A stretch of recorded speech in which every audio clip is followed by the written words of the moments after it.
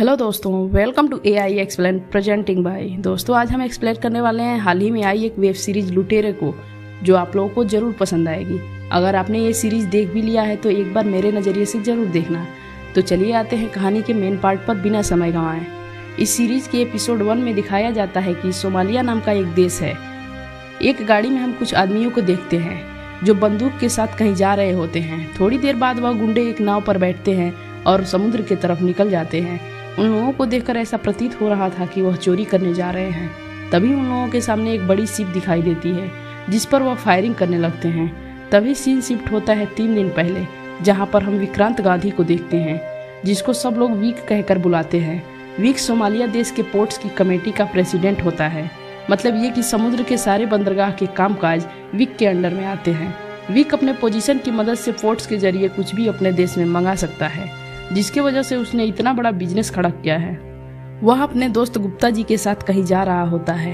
अब हमें पता चलता है कि पोर्ट्स प्रेसिडेंट के लिए चुनाव होने वाले हैं। अब वीक की पोस्ट खतरे में लग रही है, क्योंकि वीक के पास लोगों को खिलाने के लिए पैसे कम थे। वीक वोट्स के लोगों के सामने एक भाषण देता है कि दोबारा प्रेसिडेंट उसी को चुने। जब अपने दोस्त के साथ वह कहीं जा रहा होता है, तब उसका दोस्त कहता है अगर इलेक्शन जीतना है तो तौफीक नाम के आदमी को अपनी तरफ करना होगा, तभी वह चुनाव जीत सकते हैं। और अगर वीक चुनाव हार गया तो उसका सारा बिजनेस बर्बाद हो जाएगा, जो उसने बहुत ही मेहनत से खड़ा किया है। अगले सीन में वीक तौफीक से जाकर मिलता है। तब वह बताता है कि पोर्ट के मेंबर ने यह फैसला किया है कि वह याकूब को पोर्ट का प्रेसिडेंट बनाएंगे। तब वीक गुस्से में तौफीक को कहता है कि तुम मेरी तरफ से हो जाओ, मेरे लिए काम करो, याकूब का नाम मत लिया करो। इतना कहकर वीक चला जाता है।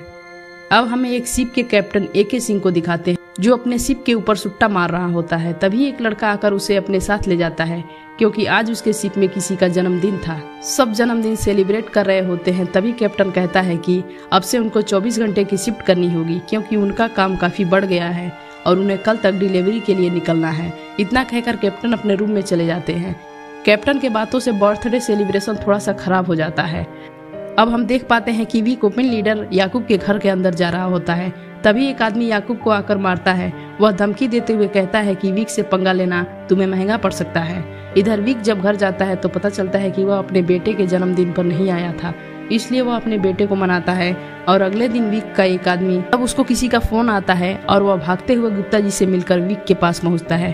तब हमें पता चलता है कि वीक के इलीगल कामों के बारे में पोर्ट्स के मेंबर को पता चल गया है, और अगर वह डिलीवरी पकड़ा गया तो वीक की पोस्ट तो तुरंत ही चली जाएगी, उसका सारा बिजनेस भी खराब हो जाएगा।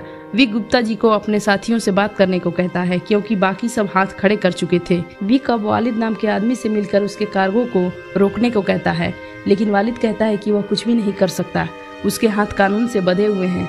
फिर वह वालिद से पूछता है कि कार्गो की जानकारी पोर्ट मेंबर को किसने दी। वालिद कहता है कि तुम अली मगन से पूछो, शायद उसको कुछ पता हो। फिर हम देखते हैं कि AK सिंह का जहाज निकल चुका है, जिसमें वीक का इलीगल सामान होता है।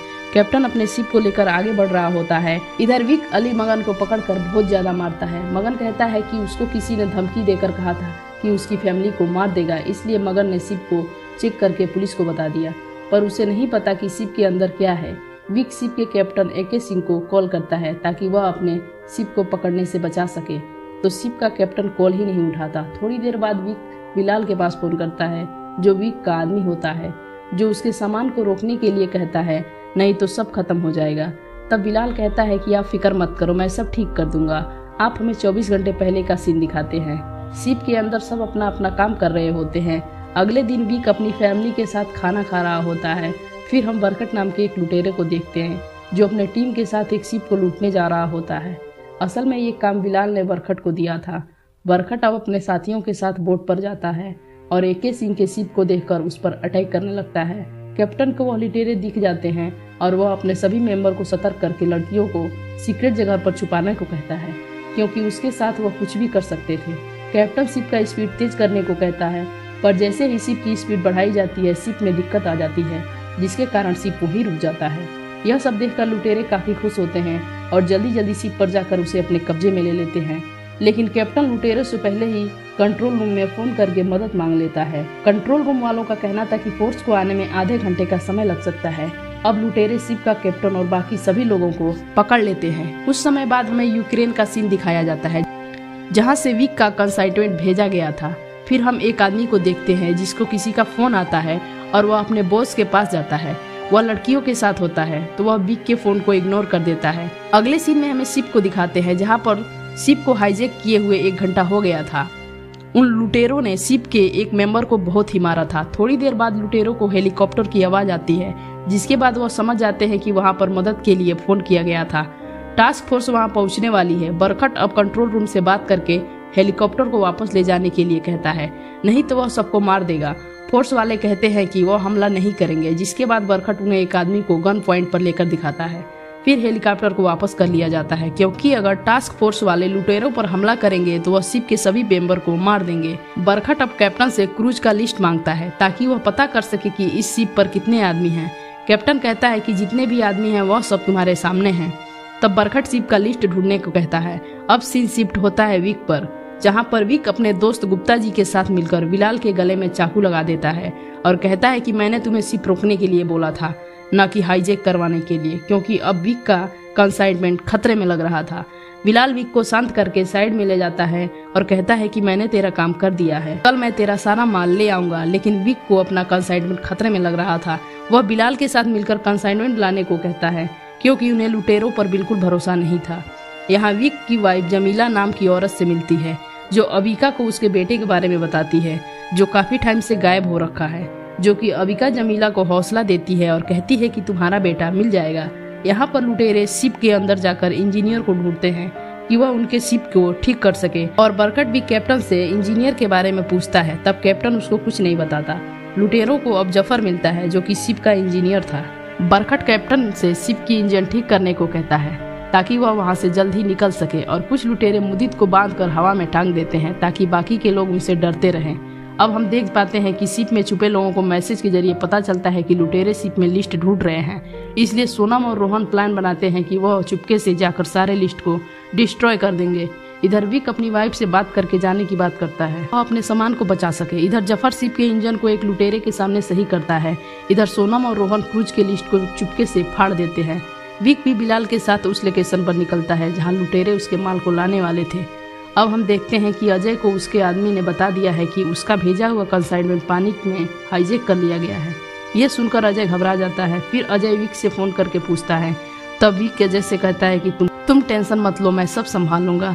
अब शिप हाईजैक के 2 दिन बाद का सीन दिखाते हैं, जहाँ सोनम और रोहन क्रूज की लिस्ट को फाड़कर छुप रहे थे। तब एक लुटेरे रोहन को पकड़ लेता है।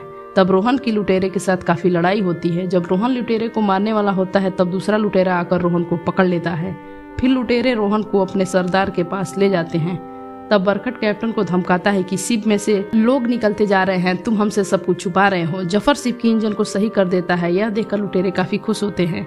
फिर बरखट शिप के कैप्टन को धीरे धीरे शिप को फोर्ट पर ले जाने को कहता है। तब कैप्टन बरखट को कहता है कि मुदित को नीचे उतार दो, तुम जैसा कहोगे मैं वैसा ही करूंगा। जिसके बाद लुटेरे मुदित को उतार देते हैं, पर मुदित की हालत बहुत खराब होती है। यह तौफीक अब विक को फोन करके कहता है कि अगर उसको पोर्ट का प्रेसिडेंट बनना है तो हमारे मेंबर को 1 मिलियन देने होंगे, तभी उसकी पोस्ट बचा सकता है, नहीं तो सब याकूब को प्रेसिडेंट बना देंगे। अब विक तौफीक की बात मान लेता है और कैप्टन AK सिंह अपने मेंबर को चुपके से अपना प्लान बताता है कि क्रू मेंबर लुटेरों से ज्यादा है और सही समय देखकर लुटेरों पर हमला करके उनको अपने कब्जे में करना होगा, क्योंकि वह सब लुटेरों की जगह पर पहुंच गए तो कुछ भी नहीं कर पाएंगे। दोस्तों, यहाँ हमें पता चलता है कि कोशिश न करने से मुसीबत कम नहीं होती और बढ़ती जाती है। खैर, प्लान के मुताबिक क्रू मेंबर लुटेरों को पकड़ कर मारेंगे और अपने कब्जे में करेंगे, जिससे शिप उनके कंट्रोल में आ जाएगा। रात को क्रू मेंबर का प्लान शुरू होता है और रोहन एक लुटेरों को पकड़ लेता है। सारे क्रू मेंबर लुटेरों को पकड़कर अपने साथ ले जाने लगते हैं। तब 2 लुटेरे उन्हें देख लेते हैं, जिसके बाद लुटेरे और क्रू मेंबर आमने सामने आ जाते हैं और एक दूसरे को धमकाने लगते हैं।